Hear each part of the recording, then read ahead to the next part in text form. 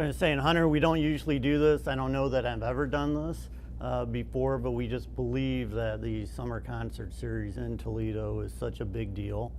And as an investigative team, it's very important for us to look into someone that the city might simply be turning over the concert series and trusting them with. So, I mean, that's just what we do, and that's what we wanted to do with us. So anyhow, we thank you for being here, and if you can just introduce yourself and say who you're with here today. Sure.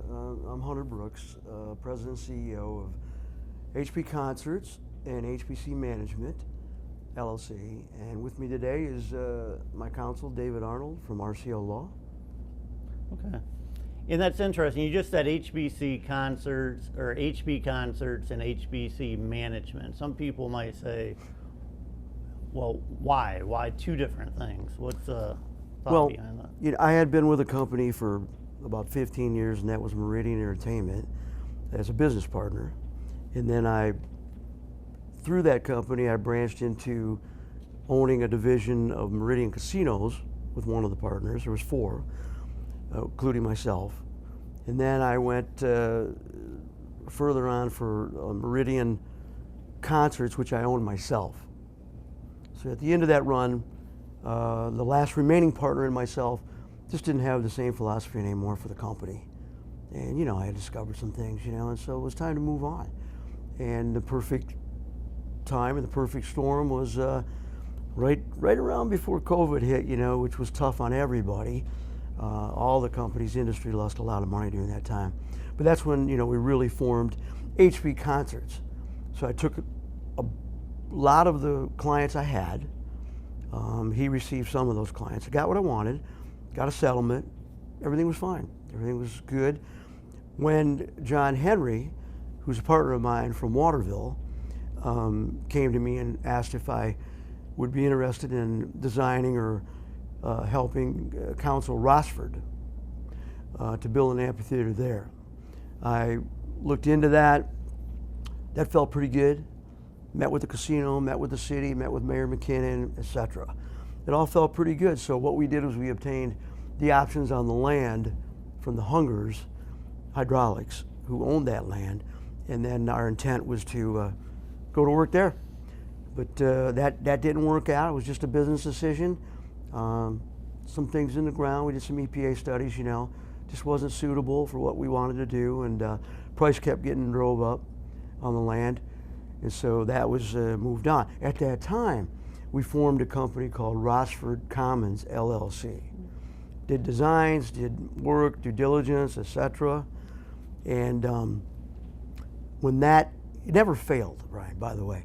Either one of those failed. There was nothing ever built to fail. So it was just a business decision, period. And then from there, I was doing so well with HP Concerts that I thought, you know, I don't know, is there any place for me here in the Toledo region? We had received letters, other industry promoters really thought that Toledo was underserved. And so we wanted to land in the region. So then John, being from Waterville, said, hey, before you run away here, let's look at this property in Waterville, Ohio, where he's from. And I went over there, and to tell you the truth, I fell in love with it. It's right off 24 and 64, and a huge area for development. And so we started getting into that. He introduced me to Chris Campbell, who owned the property.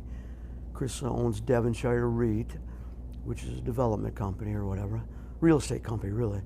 And so we started working out things with him, and then, you know, I mean, you guys covered a lot of it as well.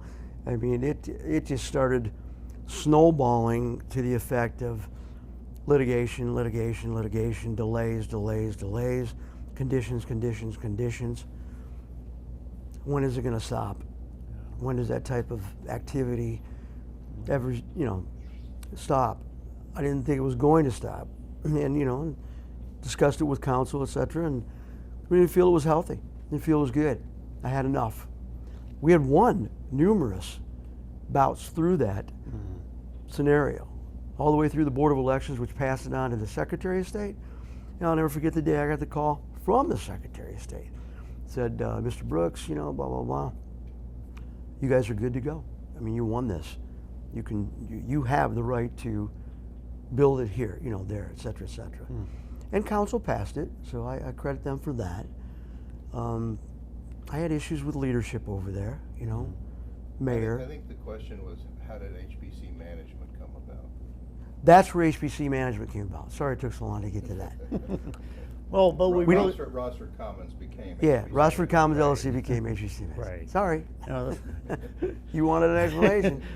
So anyhow, so Promenade Park, initially, I had said that you were going to do 3,600, 3,700, 3,800 bleachers, and that's not the case. No. You're doing fixed stadium seating. So tell me about what you want to do exactly, infrastructure-wise, at Promenade Park, starting with the fixed seating.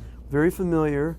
After time, yeah. Here's some drawings and layouts here of the actual area. Have you seen this? Yes. Oh, you have? Yep. Okay, great. Yep. Okay, so the red line area is the real central zone containment area of what we'll do for concerts. Infrastructure-wise, by leasing the park, what infrastructure can I do except for, bring in permanent stadium-style seats, cup holders, the real deal, but in a temporary philosophy. So it may be temporary flooring, it could be Incomat, it could be 3/4 inch treated plywood where the seats would be bolted down to that. We'd work with the city. We've already had great meetings discussing, where the sprinkler systems are, et cetera. So we wouldn't interfere with any type of already infrastructure at the park. The only thing we'd be bringing in is the 3,600 fixed, temporary stadium-style seats. Okay. Who pays for that? We do, You pay for all of that. and they're not cheap. So the city has no financial obligation None. for. What about other infrastructure in that park? Is there anything else that you foresee having to do? The city has agreed to, via the license, allow us power. So do we have enough power? That's to be determined yet. So if there's not quite, this is a real big arena stage setup. If there's not enough power, then we're responsible for any additional power, which would be generators, of course. Infrastructure-wise, you're talking containment with fencing, we would definitely have to do fencing. No really much different than the Promenade did, because we're going to do a hard ticket. A hard ticket is through a ticketing system company, right? And we have the points of ingress, egress for those ticket areas. We'll use the Wi-Fi system available, or we'll have to bring in a temporary, what we call an antenna drop, and have Wi-Fi. But when you're talking about 3,700, however many stadium seats you get, and you want to get 8,500 to 9,500 in that park. So how's that going to look beyond the stadium seats? I mean, what other kind of seating will be in that park? So there's 3 different levels of the park in my eyes, in my team's eyes. So we call it P1, P2, P3. Price level 1, price level 2, price level 3. So price level 1, of course, is your the premium seats that are bowled out in front of the stage, etc.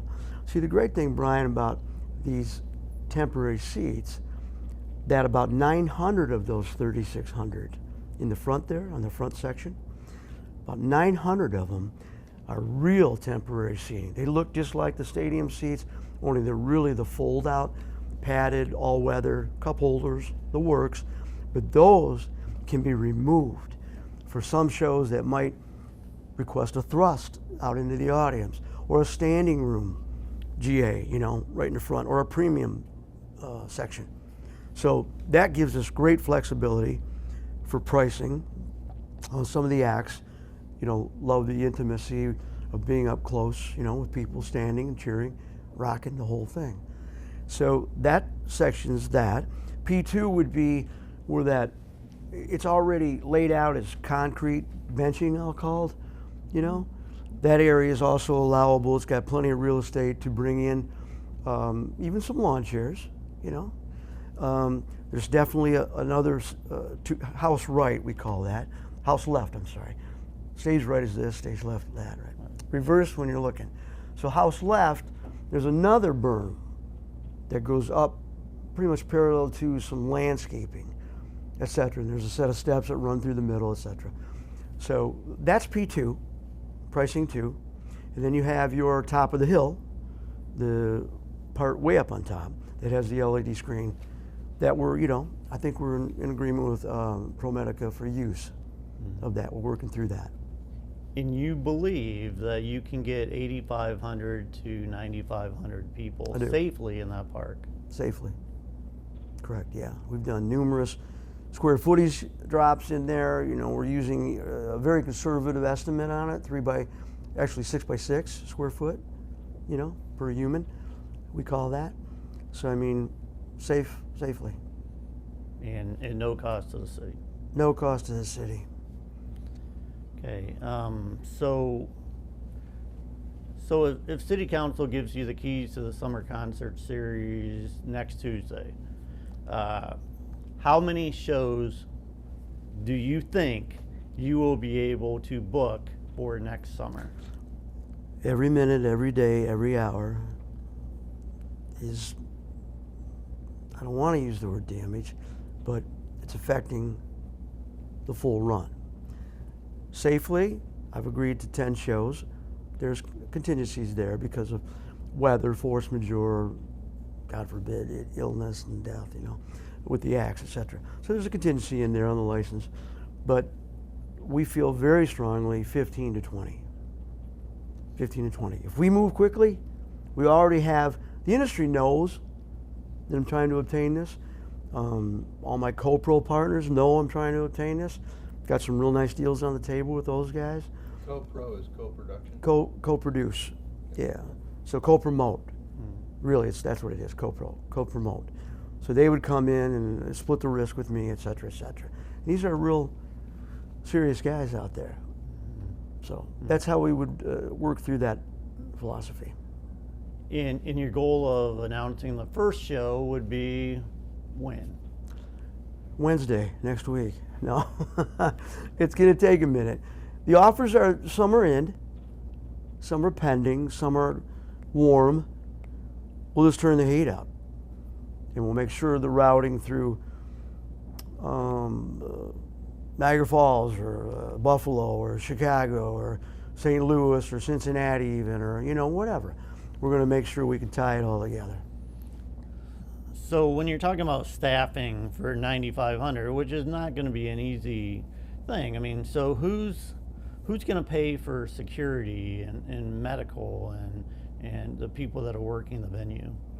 Again, HP Concerts brand, I don't want to say parent company, they're two different entities. I own them both, president, CEO, both.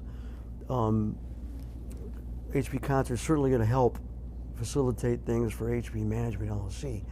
Again, HP Management is dedicated as the operational company for the concert series and for the potential future amphitheater if we land in Toledo. So that company will take care of staffing, payroll. We have job fairs for local people in Toledo. We're certainly, because it's not a permanent venue, right? We're certainly going to reach out to the diversity of food vendors, different styles of food. I think we're really going to branch out from that beyond what ProMedica did, and really be more diverse on that. But we will handle that payroll and payroll tax, of course, which goes to the city. So again, responsibility lies on HPC Management. And I think you had mentioned this before, Council, but how many employees are we talking about that would basically go on the Toledo paper? On the average, it's going to be about 130 people a night, somewhere between 100 and 150. Big shows, of course, will increase staff. Okay. So other than the city putting on a great summer concert series and everybody has fun downtown, what does the city get out of this deal? The city's at no risk. God bless them if they can find somebody to come in and do what we're going to do. And the only reason it really makes sense and it's a no-brainer is because I still greatly have passion and interest to build an amphitheater in the Toledo region, period. So it makes all the sense in the world. The stars were aligned when I met with ProMedica and they said, how do you feel about this, you know? And I felt good about it. I was like, it could work out. And they were great. They supplied us the information we requested and needed to make a sound decision on it. The city itself is going to benefit, especially the marquee names we're going to go after. I mean, they did a great job. They did a real good job. But I mean, I think there were in other scenarios with why they made that decision to not want to go forward with a concert series. Okay? So that's that. Our marquee level of acts, we feel strongly that it's going to really increase the motel tax, okay? That usage right there. Your restaurants, everything from your gas stations, your mom and pop stores, the retail, the shopping coming in. People don't come in for usually one night for a Bruno Mars show. I'm just using that as an example. Okay, they don't do that. They'll come in and spend 3 days. That's pretty big for the city. Okay. So there's parking, there's hotels, ancillary, you name it, you name it. But as far as revenue from the shows, city, that's you guys. You guys get I'm in all business that, to make money. concessions and all that stuff. Sure. Okay, so here's the question. And you mentioned amphitheater. I'm going to go back to that, but here's the question. It all sounds wonderful if you book $9,500 show for Bruno Mars. And I understand you just throwing that name out there, and that would be wonderful for the city. But if something goes wrong and you say, hey, I'm bringing this in, the act falls apart, he pulls out, it'd be embarrassing for the city. So at this point, have you shown the city your books and your financing to prove that you can actually do this? Well, when you say embarrassing to the city, the philosophy there lies, it's my show, it's my risk. Again, a force majeure situation, we're just using Bruno as an example. Good luck trying to get him for $9,500. You know, sickness, there's a massive COVID breakout again, you know, we're not God, right? You know, we lose the show to weather. That's happened. We know that can happen. It's an open air scenario, right? You know, hopefully we'd get a makeup date on the show. That's one. But when you say share finances to prove I can handle the show, we're leasing the park at no risk to the city. So this is what I do. This is, you know, and I'm mainly I'm a hired gun out there in the world as a promoter, producer, consultant, talent buyer, etc. So I delegate and I have people and teams that do the work for me. That's what good CEOs and good companies do. You know, you have to delegate those departments. If it comes down to, you know, sharing financials, I'm not going to do it to the media. I mean, if it comes down to that with the council, I mean, I suppose that's to be determined. I mean, they did ask. They did at ask. the meeting, and I'm Yeah. saying at this point, have you shown them any financial? I have not. I have not. No. Am I capable of doing that? Sure. I'd much prefer with being the company that's going to lead this, HBC management, you know, I think we could easily show them in the near future, you know, the operating capital that we have, which we do. Yeah. So you had mentioned the amphitheater. So if we have like, you know, a 9,500 seat venue, Huntington Center, 6,500 to 8,000. That's correct. Zoo, 4,500. Stranahan, 2,500. Centennial Terrace, 3,500. It's a lot of venues for Toledo. Mm-hmm. Would you be able to, well, first off, let's leave the amphitheater out at this point, but if we mention all those venues, would Toledo be able to support, you know, I mean, would you be able to bring in enough acts to support all those venues. Yeah, and it's all spendable dollars. So you're right on that. It's all demographics and spendable dollars, and it's all studies. I know that Pete Gherkin, we're working great together, from the county, Mayor, and Brandon Selhorst. We're all working really good together. I know they're doing a feasibility study on a permanent venue, right, for the Toledo region. So we're looking at that. We've done our own work. My feasibility study for anything sizable is, does Tim McGraw play the Huntington Center? Yeah. Does Five Finger Death Punch play the Huntington Center? Does it work? Does it sell out? Yeah.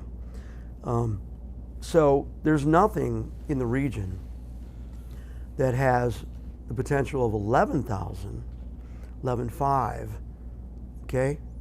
Those are sweet spots for open air sheds. We call them sheds in the business. Excuse me. Sheds are comparable to Pine Knob, Blossom, Riverbend, you know, etc. Right. Deer Lake, all those. So Toledo has nothing like that. And then as far as working with those other venues or, you know, having synergy, the hand's been reached out to Huntington, to the general manager there. Share the calendar. The same thing we intend to do with the zoo, with Stranahan, with, am I missing something? I'm probably, the Centennial Terrace, same thing. Share the calendar. We don't step on anybody. Brian, we're already giving up probably 15 or more potential show dates, just in the agreement with the license with the city that states, you you can't step on this event. And we don't intend to. In fact, I've offered the stage, I've offered all AV, production at cost, stage at no cost.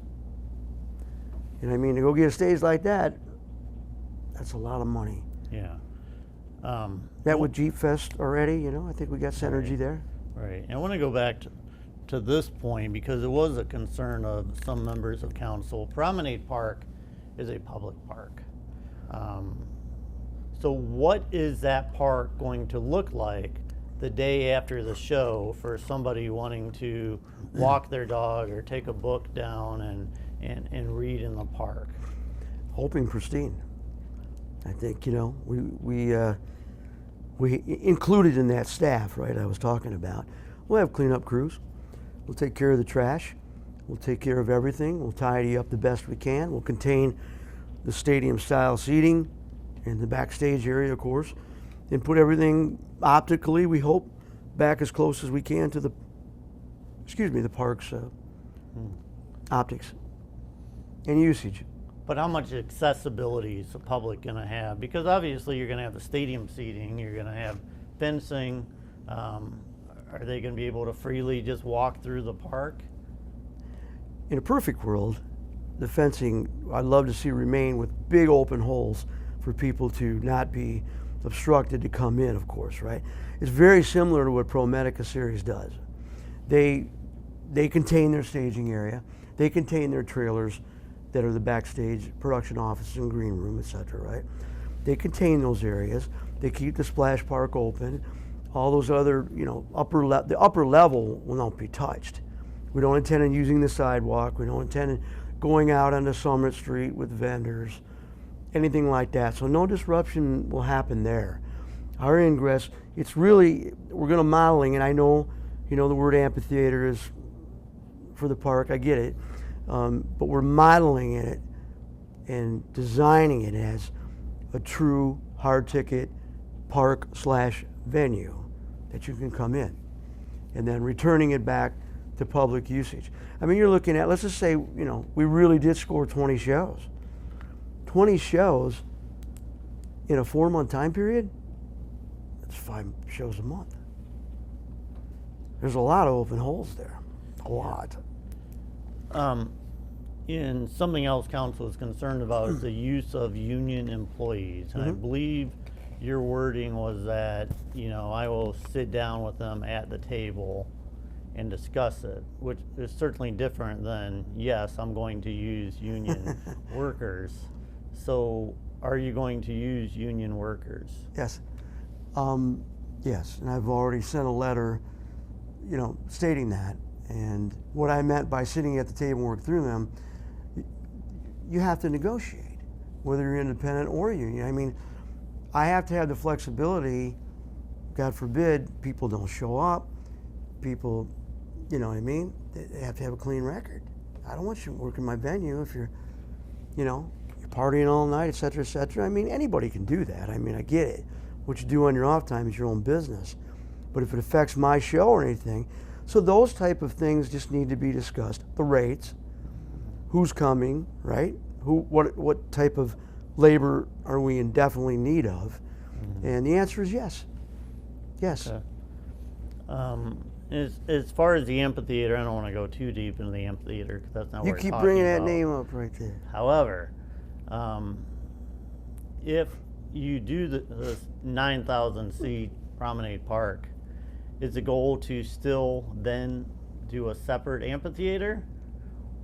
What is your goal with Promenade Park and amphitheater? Yeah. So- Well, you just first we haven't landed at a final resting spot, right, for the amphitheater, and it just that doesn't just get built in 4 months, 5 months, right? Can it coincide and be built same time we're utilizing Promenade Park? Yes. That's the vision. That's the goal. Now that's why I have and I wanted more years really, but the 3-year, 1 year, 2 year option is good.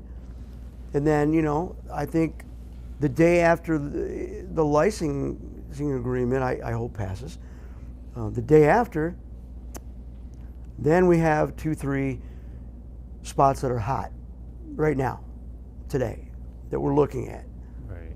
Okay, I can't share those, but we are looking.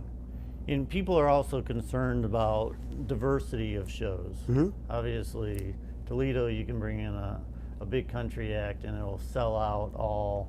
I mean, look, for whatever reason, Toledo. That's a good thing. It is, but there's other things. There's R&B. I mean, there's jazz, Christian, comedians. What's your commitment as far as types of acts that we would see? Yeah, well, diversity, because diversity sells, and diversity keeps everyone happy, and diversity expands interest from the urban areas and downtown and in the rural areas, and it draws, because they don't get to see Dave Chappelle all the time. They have to drive 110 miles maybe north of Detroit to see that, or Cleveland, or Chicago. They don't get to see Adam Sandler or Jerry Seinfeld, or David Spade, comedian-wise, right? They don't get to see Chris Angel, heavy illusionist, act, Cirque du Soleil type acts. This rig I'm bringing, she holds a lot of weight. We can do everything from Broadway to magicians, small comedy, intimate shows, just using the P1 level seats, right? Some of those shows only sell that kind of stuff, right? And they're high priced. The bigger the marquee, the more the ticket needs to be so we can have a chance to break or make money. That's what that needs to be. As far as the acts go, I worked with them, practically all of them. Anything from heavy Christian to your moderate Christian, family Christian. We're working with a guy in Nashville right now, Jonathan Roberts. He's looking at a Christian festival, which might be a 2-day thing, right? 2, whatever. We're talking to guys in Chicago about a Hispanic festival. I don't think Toledo had one listed. If they did, then we won't touch that. So we want to do a couple festivals as well. And I just only really mean like multi-day, right? Right. That type of thing. Snoop would be great. He played Huntington. He did great. You don't want to bring those guys back too soon. You want like an 18-month annuity to bring them back. It's like, I do a bunch of casinos. Mm-hmm. And that's what we have in the casino world. It's an annuity. Mm-hmm. And that helps me route shows here too. So you think about a big act, and again, just to throw out the number, I mean, it might be about $250,000 for like an hour show for the a big act, and then we'd be lucky if we got that. Yeah.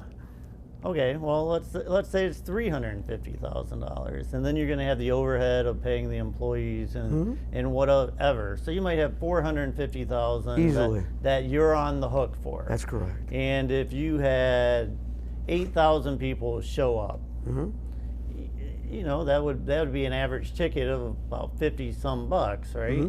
Average. Yeah, average. Yes. So how do we keep this affordable? Maybe somebody in Toledo who, you know, doesn't have a lot of money, but they'd love to see Snoop Dogg. You know, how do they get to do that? I mean, how do you make it accessible for everybody and not just somebody who's got a big job and can pay for tickets? I can't put blood on this, but I can get back to you on it. But I'm pretty sure from just doing guys like Snoop, you know, at other casinos in the area and things like that, even we'll call them cheap seats in the arena, they call them the nosebleed seats, right? We're all familiar with that.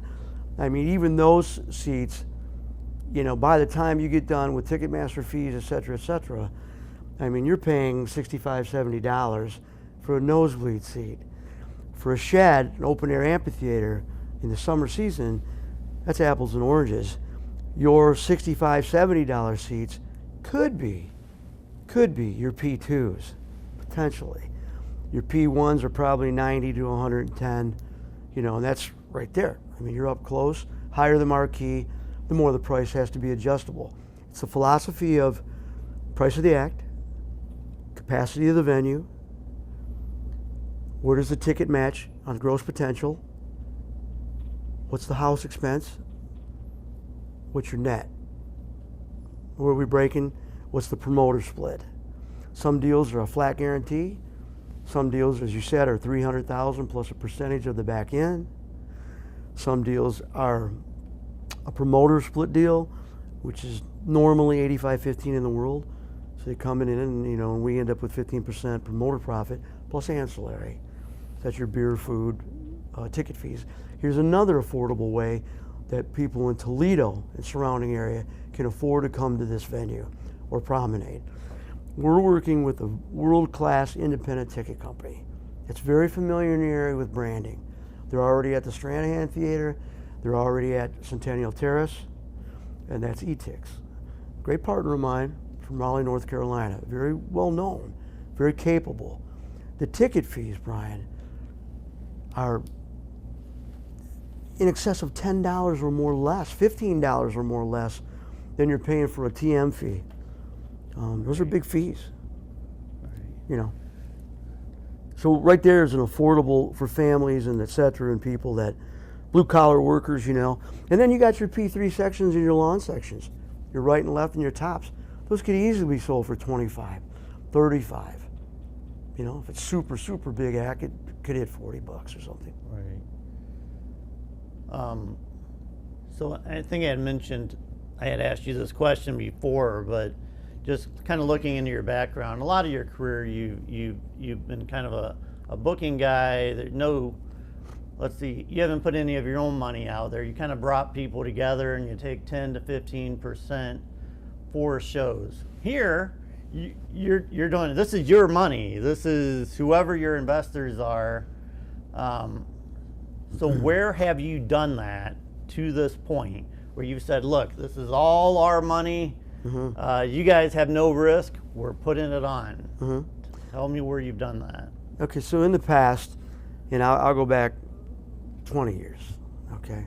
You know, and you know I'm a performer as well and a writer and all that, so that's how my career started. And I've always been in trucking, farming, etc. So I have other companies too. And that enabled me to invest in production, invest in certain things. I don't care for the word. I work with them every day, but I don't care for the word agent, because I've dealt with agents in my early career, right? So, excuse me here.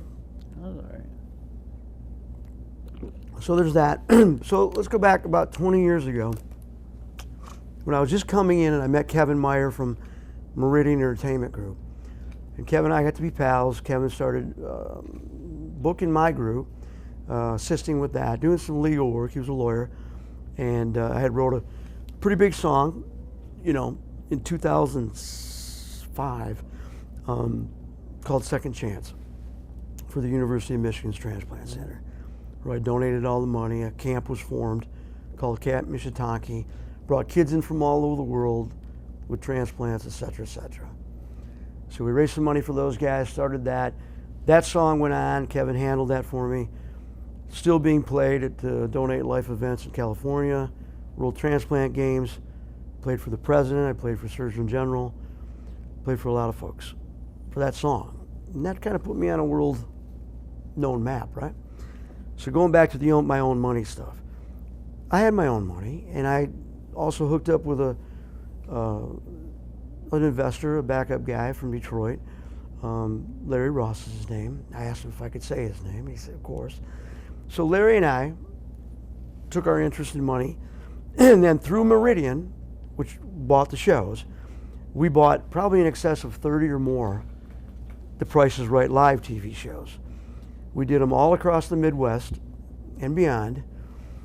Did all of them that were at Toledo Stranahan, did them all, where I met Steve Hyman, who's my director of operations for business, okay, venue business.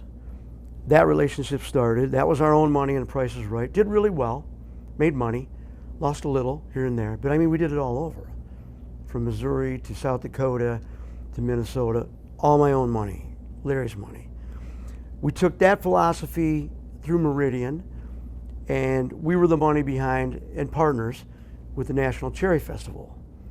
And we did that probably in excess of 6 or more years, but it was the tail end of the partner and I splitting, which he kept that account, and we offered to still continue. Another partner at Meridian didn't believe in the philosophy, how we wanted to keep the money into the Cherry Festival. It was just a business decision, that's all. So we put our money there. We did shows all over The Price is Right. We did shows with Styx, Foreigner, own money. And then by the time HP Concerts came around, I started co-proing shows with Kuwait and Casino. So I put shows in there. We did a few shows there as well. So, and again, it was like the Hollywood Game Show or The Price is Right, those type of family type of shows. A couple concerts too. So to say I've never spent my own money, that's not correct. Have you ever done anything on this level, though? This size? Oh, I mean, Styx and Foreigner is up there. Those are $200,000 acts. Right, but that came from your own money? My own money, with my partner, Larry Ross, outside of Meridian. When I say Meridian we ran it through, Meridian, of course, and I was part of Meridian, was the company that bought the talent. Right. Yeah. But you left Meridian. Why did you leave Meridian? Well, again, I mean, I stated earlier, there was 3 guys originally that owned Meridian Entertainment Group, okay? I came in through Kevin Meyer. I had done some small festivals on my own, you know, like the Mayfly Festival, like the Downtown Festival in Monroe, smaller festivals, sizable amount of money, but smaller. And then Kevin said, yeah, you know, and he wanted to put me on some shows, big shows, open for some big acts, you know. So I played with ZZ, I played with Ted, I played with tons of people. And we would do the Common Ground a lot, we would do Muskegon, you know, we do it all over. And so then, you know, we all met together, the 4 of us, and they wanted me to come on. Why don't you come in? You know, and I had a knack for fairs at that time, county fairs, from farming, of course, and everything. So I brought about 10 or more fairs to Meridian. I went and got the deal, sold the deal. So instead of being an employee of Meridian, which I never was, we were partners. It was a 50-50 split. Those guys took 50%, I took 50%. Okay? Then towards the end run, maybe 3-4 years before I left, started doing, everybody ran themselves through payroll, and then we took a K1 and dividend at the end of the year on the business side. You know, I've had litigation with my former partner. We agreed on a settlement, and we really agreed, you know, whether he stands by that or not, we agreed not to talk about that. Like I said, I got what I wanted. I feel I won. We settled. and I'm happy. And the company's growing like crazy. Right. And I feel really good about it. I feel good where we're at. So that certainly helps me in a position to roll the dice. And nobody in the industry, as we supplied you with some letters, would ever give those type of letters of reference if they didn't feel and know that I pay that money. Right, right. They just wouldn't do it. So let's talk about Northern Lights. Obviously, what ended up happening up there, Escanaba, I think you brought in Keith Urban, and I don't know whether it's Skid Row for the rock side. I can't remember that. There was a bunch. But It's a festival. It seemed like it was a successful festival. However, the county did have to take out a $250,000 loan to bail out Visit Escanaba or whoever it was. Well, Tell me what happened up there. okay. A friend of a friend started it, you know. A former bandmate of mine years ago came from Escanaba, introduced me to his pal who lived in Escanaba, who's a music guy and tours with different bands, right, bass player. He asked me, would you, you know, Escanaba's a great spot and tourists, all that good stuff. And I love up north. You know, I have a place in Bay Harbor, Michigan. Do a lot of business up there. So I went up and I met with the folks, nice people, great intentions, beautiful fairgrounds. It's the Upper Peninsula State Fairgrounds. Good folks. I thought we hit it off well. I told them from day one, when you develop a festival of this size and you don't have the ancillary on the grounds, and what I mean by that is you don't have a ton of permanent restrooms, you don't have power, you don't have ingress, egress. It's the Upper Peninsula racetrack as well, Speedway. So it's a dirt track. And it's off-road vehicles and, you know what I mean, open air vehicles, et cetera, et cetera. It's not like ARCA or anything like that. It's not USAC even, right? It's just hardcore dirt track, cars and trucks, whatever. The track is, you know, it's that red, clay, sandy, muddy, terrible. Cool for racing, not cool for a concert. So I looked at it, it was wintertime, what I could make out of it, plus I saw pictures. I thought, my God, the infield, which is the only real sensible place to do the size of a concert like that, the infield was a lake. What do we do with a lake? It wasn't quite a lake. It had a couple retaining ponds, and it was just, weather-wise, it was, whoa. You know, and I kept thinking, man, if we get weather, you know, if we do this, if we do that, how am I getting 10 semis in here? How am I going to do this? How am I going to do that? So I told them straight up front, you could have somewhere between 200 and 300 grand into the investment of this first-time festival. That's where you could land. A lot of work. You know, we did excavating. We had to knock walls out. We had to build, you know, ramps in, ramps out, ingress, egress. All the dressing rooms were rented, which, you know, similar to Promenade. All the porta-johns rented, similar to Promenade. But I mean, that heavy-duty power usage, no power, you know, we were running 2,500 amps. You know what I mean? Three-phase service. So you told them that I told them they were straight going to have to pay this amount of money. Invest. You know, and they kept saying, can you build this, you know, what does Keith Urban do, right? You know, when they say that, is how many people can he sell? Well, Keith can sell anywhere from about 8,000 to 16,000. He's good for it. Depends where the market is, right? What do you think he can do here? Well, with the branding, you know, we come up with a real, and I named it, and I own the name, which is right here in documentation. I thought it was real cool. Northern Lights Music Festival. It's like a no-brainer. You can see the Northern Lights right there. Yeah. It's a great spot. So let me ask you this. So in Toledo, you're doing infrastructure upgrades. You're putting the seats in. You're doing whatever you need to do to Promenade Park. And this is all on your dime. Why wasn't that the case up in Escanaba? Why did they have to pay for it? Well, there was a partnership discussion talked about. So an element of the deal with Escanaba was a partnership. I reduced commission, I reduced production fees, I reduced everywhere I could. And I said, I'll take a piece of the back end if the festival is successful. And if it isn't, I don't make any money. Okay? So where it started going, probably difference of opinions and south. The event was a miracle. I'll just call it that. Keith Urban's camp even called it that. How did you do this? How did you pull this off? You got him in, got him out, safe. Probably 11,000 people in the venue. You know, Keith paid for himself. Ancillary should have took care of everything else. All my performers, all my P&Ls showed you could hit $1.2 million in expenses. They claimed at the end, which the contract stated, they had to share all their books with me. They had to keep, you know, my books were open, their books were open. They had to share ancillary, and they had to show me the beer numbers, the camping, parking, etc. They still have not done that to this day. So that's why this letter, after discussion, was agreed upon. You know, hey, you pay my final money owed, which it took 6-7 weeks to get it. You pay my final money owed so I can, at the very least, pay my staff. And we're done. We're done.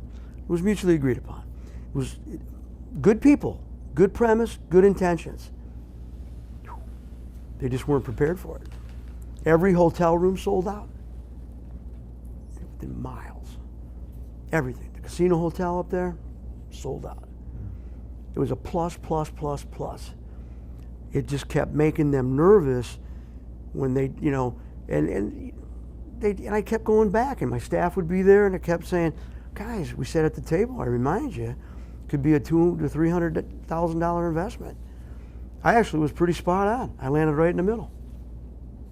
So that's where that landed, and that was the agreement to, unfortunately, go our separate ways. But I do have the name, and I do intend to revisit a festival up there with that name. Yeah. Up north somewhere. So let's talk about the portfolio, and again, we briefly touched on this during our previous interview. But some of the things, so if you go through here, and we talked about the letter of recommendation, it's under letters of recommendation from Live Nation.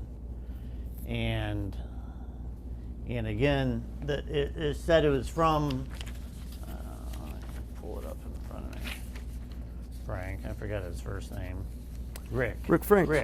Rick Frank. Sure. And again, there's a Rick Franks, there's not a Rick Frank. So was this a... Sorry for the print. I ran out of ink this morning. Yeah. This is the original email Okay. that went to Steve Hyman. You gotta remember now when this was sent, 2018 somewhere. It was sent to Steve Hyman, which I approved the meat and potatoes of the email, okay? And then Steve had more discussions with Rick on it, and Michael Belkin as well. About the main thing that I put it in, I made the decision. I made the decision to leave it in there. Because we used that as a presentation mainly for the council, to really see, you know, that a prominent promoter, which I respect, Rick, and Live Nation, stated that Toledo was underserved. This is the original email. You can see where Rick Frank signs Rick Frank. You can see the top here, it's Rick Frank, here, Yeah. which verifies. That's the original email. Right. I mean, it says from Rick Franks, Franks. and down here it says Rick Frank. He did it. Okay. So you're saying he typed that from Rick Frank? He did it. And he signed it. Yeah. You know, it's like my name, Brucks, Brooks. There's some folks up in maybe Michigan that go by Brook, Right. Bruck. Right. So that's an actual email from him. It's not a summary of what he said on a phone call or anything. Okay. I wasn't in charge of the S's that day. That's what I heard. That's what you heard, right? That's what I heard. Want to address the John Natola? Yeah, I mean, we can talk about John Natolo. He, during the meeting, you had said You that must have been texting him during the meeting. I mean, I can't tell you whether I know John.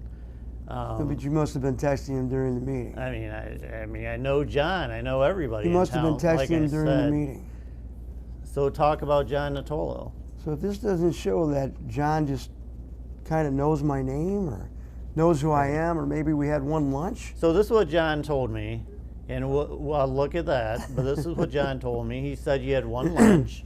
That's and true. That you had. That's true. You guys had discussed getting in business together. Yeah.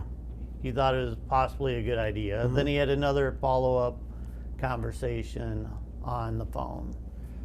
But when I asked him, I said, Hunter said that he has a good relationship with you, and John said, I have no relationship with Hunter. Okay. And I said, is that a quote? Can I say that's a quote? He's like, absolutely. Yeah. I have no relationship, had the dinner, had the phone call, Sure. never worked together. Well, he's not telling you an untruth on that part. Only him cutting off the fact that there was no discussion of a relationship, or notice. We have numerous emails from John back and forth talking about his surgery he was going to have in Florida. We talked numerous times on the phone, and that's fine if John feels that way. I still respect him. Right. I still understand what he does and respect him. Right. Okay? And I mean, the bottom line to that scenario, Brian, I feel, is, and you mentioned the other venues, I think there's an element of competitiveness, right? I'm a competitor too. Absolutely. And these people are competitive, right? Absolutely. I read a very disparaging, troubling email was shared with me from an AV vendor in Toledo that went through the general manager of the Huntington to the mayor and city council. All untruths. Terrible. Saying things about me, which I thought these guys were fairly decent associates. What I meant at the council meeting about a good relationship with John, if you remember, is Steve Hyman sat down from me. I said, I think we have a good relationship with John Atola. Steve, would you agree? Steve had the relationship, more so than me. Right. More so than me, because he worked at Stranahan with John Atola, Right. and Steve handled, I think, his ticketing and box office staff and stuff for Centennial Terrace. So Right. it was really mainly, hey, Steve, we got a good relationship, right? That's what I meant. Yeah. So you said untruths were said about you to the president of council. What were those untruths that you're talking about? To the president of council. You just said that. It came. The mayor. Was it the mayor? No, it was the mayor. Oh, okay. Yeah. So untruths were sent to the mayor. Correct. What were those untruths? Well, very similar, almost verbatim to what your questioning was. Okay. And you actually said to me in a couple texts that, well, Hunter, I'm trying to be fair, Of course. and I'm just using what was provided to me. Mhm. Who provided you that information? Mhm. Because it was not in my bios. Right. Who provided it to you? Those competitors? Well, I mean, I named everything that we used. I said that I had reached out to No. Blue I mean, Ridge. we're having an open discussion here. Oh, we are. Oh, Yeah. Blue Ridge. Well, That's right. a farce. The only thing I used in the broadcast was Blue Ridge, Rick Frank, Yeah. name misspelled. You feel differently now? I mean, that Well, you think Look, I conjured I mean, up an email? That's wire fraud. Are you I'm accusing? not. No. I'm not accusing Are you you of accusing anything. me of wire fraud? I'm not. Of course, I'm not. I'm not Okay, accusing you of anything. Okay, You asked good if enough. I believe that's from Rick Frank, and I don't know. I mean, I reached out to Live Nation, of course, and said, "Did Rick reach out to Hunter and You ever get spam email? provide Do you this?" believe all those people? Do I believe all what people? Spam emails too? I mean, or do you doubt them? Do you? Wait, so okay, so I'll No, tell you what. I'm not trying to be confrontational. I'm not. We're just Well, I'm talking. not either. This is good. This is really good. I'm talking about email, which Sure. is what I'm trying to explain. Okay. So I did reach out to Live Nation and I said, because Rick Franks has an office, he was formerly up in Detroit and now he has an office in Beverly Hills. Beverly Hills, yeah. And VP of North American Touring. That's correct. And reached out to his assistants and said, look, we have this thing, we're just trying to confirm, don't care, good, bad, indifferent, just trying to confirm it's from Rick. And they're like, My leg. this is what they said. They said, you know, look, we're not going to confirm anything, but the only thing we will say, if this was truly a letter of recommendation from Rick, you would know directly how to contact him. Yeah. But It never was a letter of recommendation, although you have a point that it was listed in the portfolio or the bios Okay. or whatever Okay. as a recommendation letters where it says it right on the title. Right. My fault. So I okay. approved it. So when I see, I thought it was helpful to the council. okay, but when I see something that says Live Nation letterhead from Rick Frank Sure. misspelled, it looks like it's supposed to be a letter from Rick Franks from Live Nation, and there was no contact information or any way to, Okay. you know, I tracked him down, but there wasn't anything on there on how to do So I have that. two rebuttals to that. One is, of course, it's not proper in my industry, any industry, truthfully, is to take an email and blast it to the world with email addresses, etc. It's disrespectful. Of course. It's also disrespectful if you don't present associate or even a competitor or whatever you want to call them as an email. Just here's a blunt email, right? You need to give them the respect of that is the company. So again, that lies on my desk. An intern, ambitious intern, put that all together. I approved it Okay. because I thought it showed respect to Live Nation. Okay. That's how I showed that. Okay, and Blue Ridge, we'll talk about that. And look, I understand Blue Ridge has had several issues. So, but I did reach out and said, hey, he said he worked with you. We went down and we talked to every single person on this list. And Blue Ridge said, I think I told you, I talked to John, right? John Sly. John Sly. Sly, yeah, and he's like, Good name.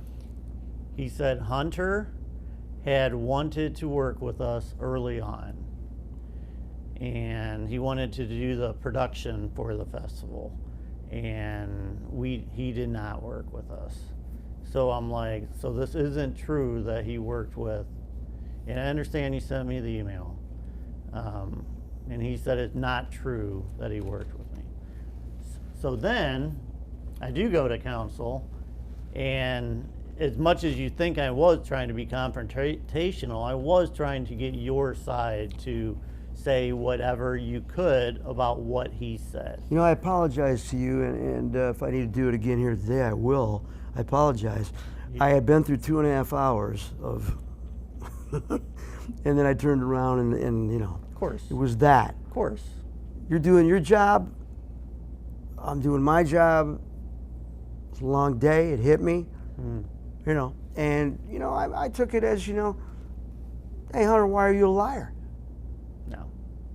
Not my job to call anybody And a I liar. mean, I just feel that when guys make that serious of act, this is damaging to my career. I could not get this Promenade series, Brian, because of the info that was provided to you that you won't tell me who provided it to you. I know who provided it to you. I just told you who was provided to you. Have you seen? I all just the told you emails? about Blue Ridge, Have you seen who I all the talked to emails there, and between I. John How would you Sly ever and- know anything about Blue Ridge I haven't. before? It was never listed on anything. So how would you even know that to reach out to Blue Ridge? Because it was listed right there, Blue Ridge Rock How did you Festival. get that? Because it's a public record, because you submitted it to That was Toledo given to City the council the day that I came in. That was Exhibit C on the, I know. so you go on the agenda For the that licensing, day, sure. and then you look up the documents that are involved Well, with you this did one hell of a lot of resolution. work in about 2-3 days. Well, that's what I do. So yeah, so I mean, this is a public Well, the document. bottom line, though, So- is have we proven different to you I mean, just- in many regards?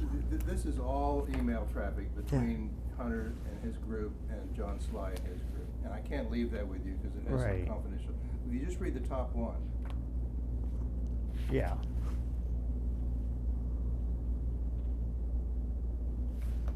What does it say, Brian? yeah. It and, I says, mean, for our conversations, and I'll read it out loud, you and HB Concerts are authorized to work on behalf of Blue Ridge Rock Festival. Thank you for all of your time. We're excited about our future together. On my side?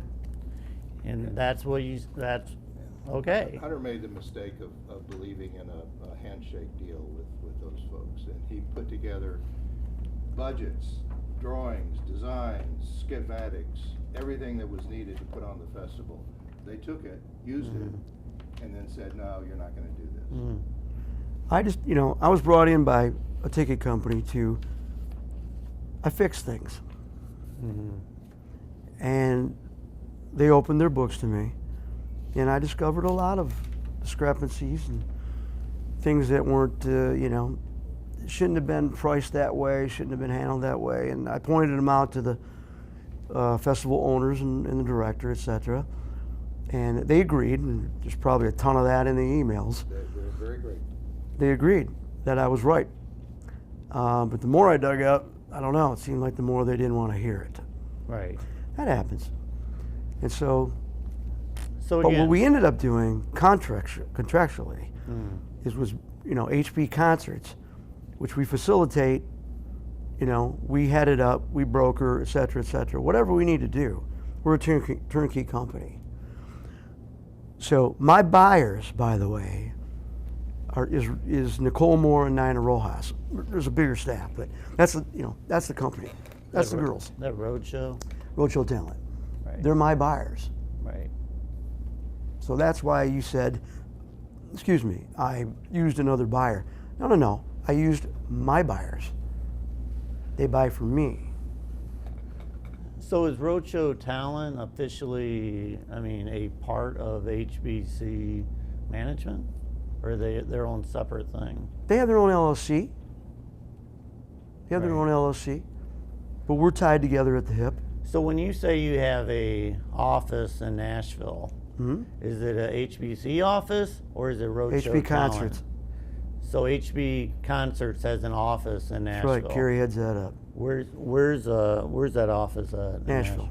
Well, I understand Nashville. I've been to Nashville many times. So where is it at in Nashville? Nashville. Is it I don't have the Nashville? address in front of me right here. It's Carrie's address. Right. It's a home office. But it's an HB Concerts office Correct. in Nashville. Yeah. Very good. I've actually only got a couple more, honestly. Well, one thing I did want to ask you. So the one thing it says you have more than 40 years of experience. So council had brought this up. And just so you know, I did not feed anything to council. Wherever they got that, they got that. I did not give it to them. But when you say you have 40 years of experience, walk me through what 40 years of experience means as far as the different jobs in that 40 I think years. it's more than 40. I'm not a young guy anymore, right? I might look it. I started playing guitar at 6. Father taught me, okay. Then move ahead, my first show for the CYO dance, right? Little town of Baby, Michigan, 13, right? Out there on the high school dance circuit at 15, right? Started doing clubs at 16, 17. Cut my first record at 18. Met a lifelong pal at 18, Ted Nugent, hanging, jamming with him, playing, etc., attending many concerts with him. Started opening for national acts, 18, 19 years old. Got on a tour bus at 19, cutting records, selling records, from dirt floor roadhouses with chicken wire, just like the movies, Brian. Did them all. Right. Played in front of 20,000 people and played in front of chairs. Did it all. I paid attention because of my father, who was a farmer, huge, and my brother was a banker. I paid attention to those guys, of the business aspects of it. So I started getting into owning my first PA and lights very young. And of course we used them ourselves internally with the band. Then we would branch out, get more equipment, started renting stuff out, et cetera, et cetera. So there was a production element there. Paid attention with Ted when I was out there on some of the tour shows with him. What time the trucks arrived, what time the labor got in, you know, where was the manager set up, where was the production office, how did the settlement go? You know, older I got, the more business I got. You know, by the time I'm 25, I'm in Los Angeles, doing soundtracks for movies with Paul Cebu, cutting records out there, getting offered record deals there. Spent 2.5 years out in Los Angeles, you know. From there, come back, I take the Nashville route in my 30s.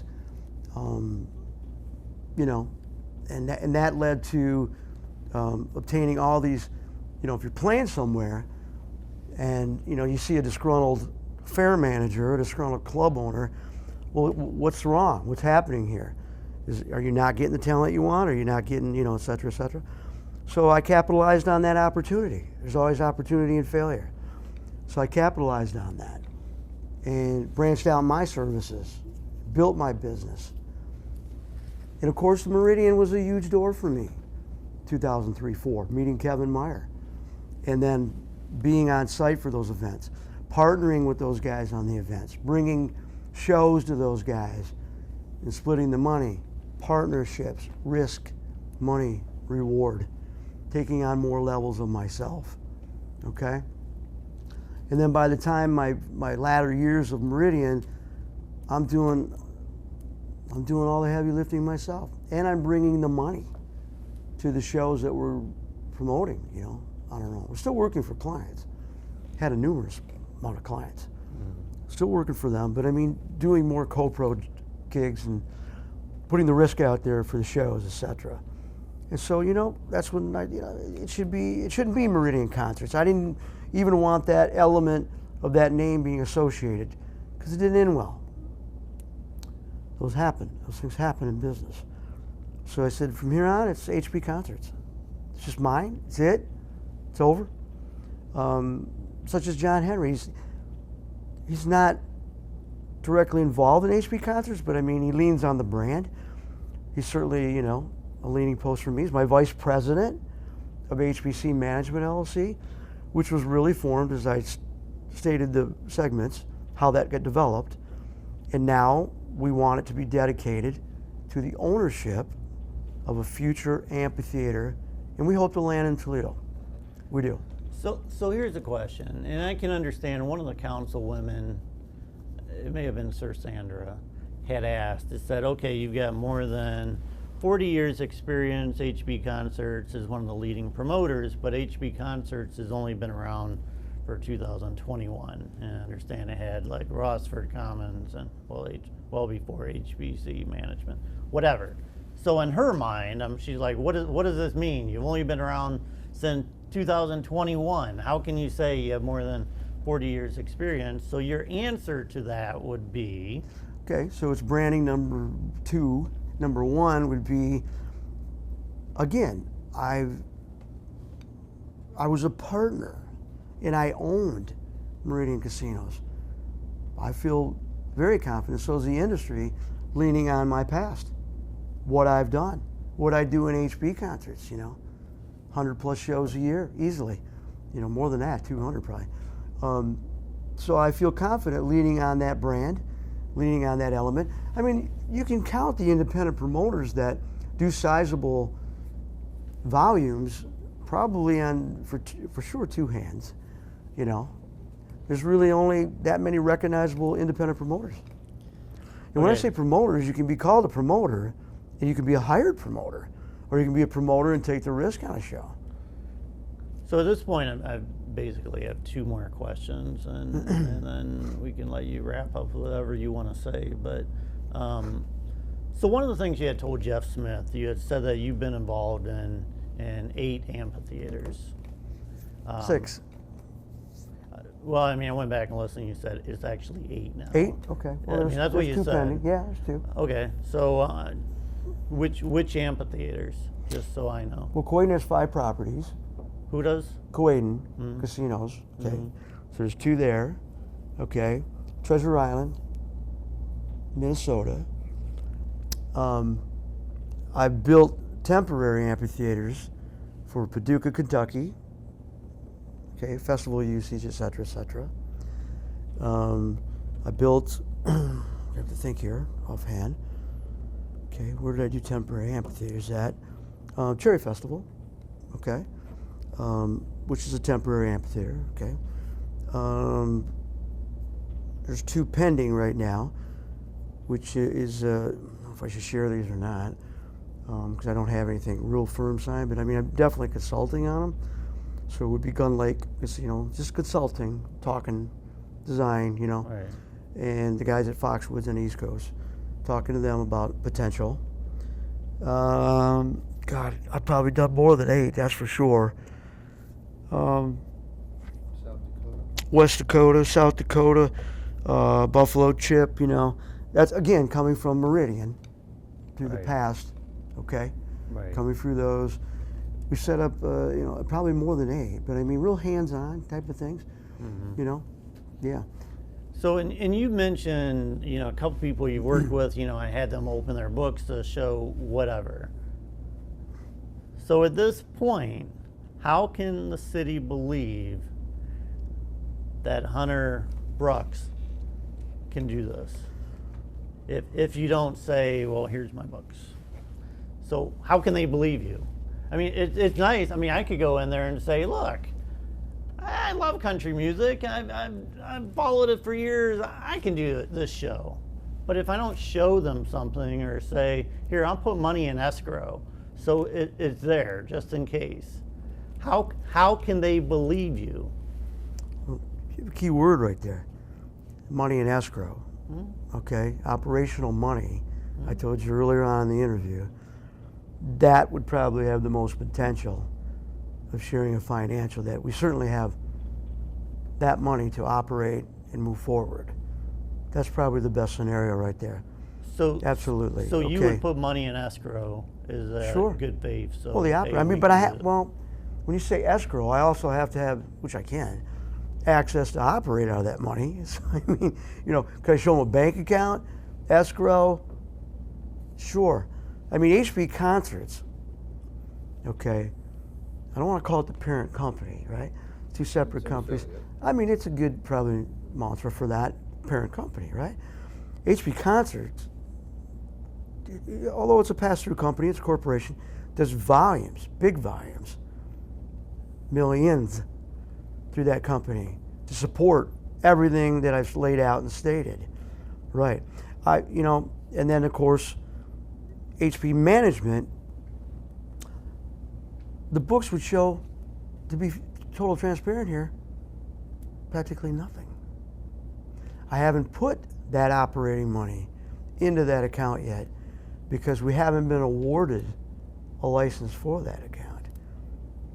I can continue today, the next minute, the next second as HB Concerts. I have business. I have new business coming. We're good. But to establish and dedicate HBC Management LLC, which is solid, it has a staff, it's prepared, it's going to lean on HB Concerts. Why would I pull money from that to put to that, to loan that, et cetera, until I knew where I was going to land? That's not a good business decision. That's how I feel. Let's just wrap this up and say why do you want to do this concert series and why do you believe you can do it? Well, I'm in Michigan, and Monroe County is just across the line.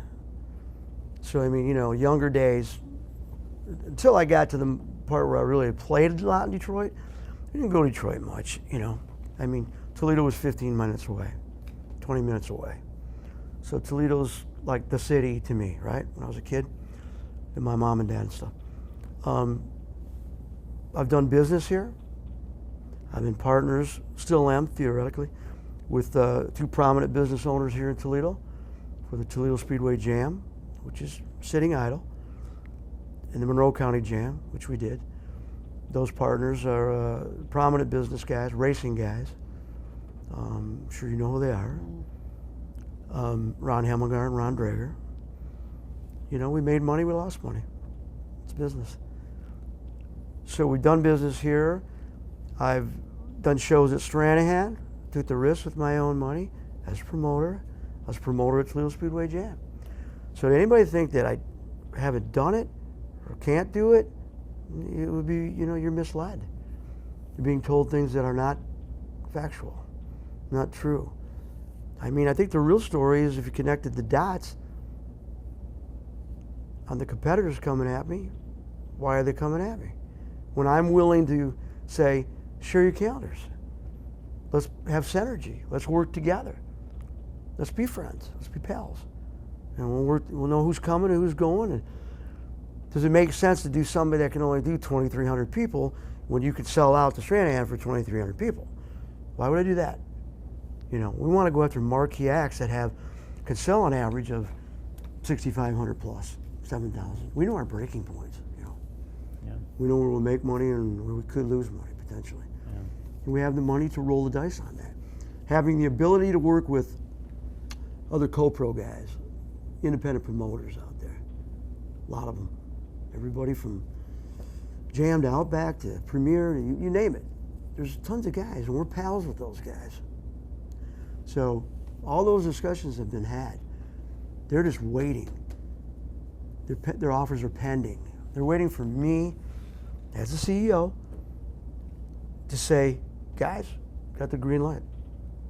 So you've got big acts on hold right do. now that'll play Promenade Park. Hunter, it might be helpful to talk about the travel and being able to program as the tours move around and find a hole in their and the importance of being at I-75 and the Turnpike and getting the trucks in and out and that kind of thing. Yeah, Toledo's. Why Toledo is looks good for your industry. Well, it's an interstate godsend, right? Everybody goes through north-south, east-west. You know, Toledo's been overlooked for years. Way back in the day when Toledo Sports Arena was here, which I played at, etc. The biggest, man, you were doing 3 shows a week sometimes. You know, in diversity, big time wrestling, you know, and then you do your big concerts, you know, 2 nights in a row, 3 nights in a row, whatever. Then all of a sudden, you know, the arena gets built at Huntington, and you know it's the hockey arena. That's the brand over there, man. You know, and they do a good job over there, and it's no different than any other, you know, B-level, A potential level cities of putting concerts in. They have the ability to do it. You know, there's some egress problems over Huntington for big tours, but they make it work. And they stage trucks somewhere, you know. But it's a real godsend when it comes to interstate routing and travel. And Toledo's been overlooked. We all talk about it every year, all the time. And that's really my main focus, is that I think Toledo's a market that can be capitalized. We sell fun. We want to bring fun. We want to bring commerce. We want to bring city benefits to this thing. Hotel, motel, the tax, the ancillary, the restaurants, the nightclubs. You know, we want to get them out, man. 10:30 at night or so, right? Go have fun. Go eat dinner. Go, you know, enjoy. Go to your hotels, man. That's what it's all about. There's a real high energy side to me, and through this business realm of things and answering questions that I'm confident of, and you have the right to do that.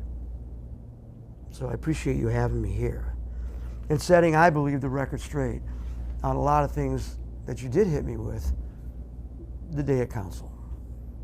You know, that's how I feel. Well, appreciate you coming and answering our questions, and thank you very much.